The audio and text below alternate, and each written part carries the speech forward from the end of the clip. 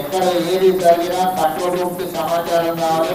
అదేవిధంగా control room నుంచి మళ్ళీ అక్కడ సంబంధిత కలెక్టర్లు కానీ సంబంధిత శాఖలకు ఎక్కడెక్కడ ఏ డిపార్ట్మెంట్ తోని సమాచారాన్ని పంచుకోవాలి, ఏ డిపార్ట్మెంట్ మనం అప్రమత్తం చేయాలో కంప్లీట్ గా నిరవధికంగా 24/7 కమ్యూనికేషన్ ఉంటాయి.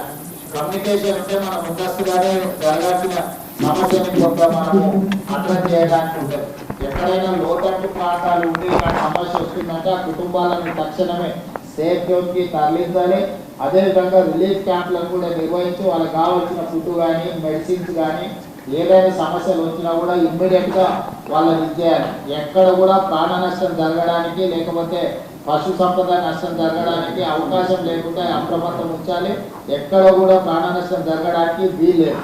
అదేవిధంగా ఈ ఎఫెక్టెడ్ ఫ్యామిలీస్ ఎవరంటే వాళ్ళకి సహాయం అందించడానికి కలెక్టర్లు వీళ్ళందరూ కూడా లోకల్ గా మీ దగ్గర ఉండే ఫండ్స్ డిజాస్టర్ ఫండ్స్ నుంచి ఇమ్మీడియట్ గా వాడుకోండి. చీఫ్ సెక్రటరీ గారితో కూడా ఏదైనా ఉంటే ఇమ్మీడియట్ గా ఫండ్స్ రిలీజ్ చేయాలన్నా ఇట్లాంటి వాటి దగ్గర వెనుక ముందు ఆలోచన చేయాల్సిన పర్లేదు. ప్రజలకు సహాయం అందించడానికి అవసరమైన నిధులను కలెక్టర్లు ఖర్చు పెట్టండి.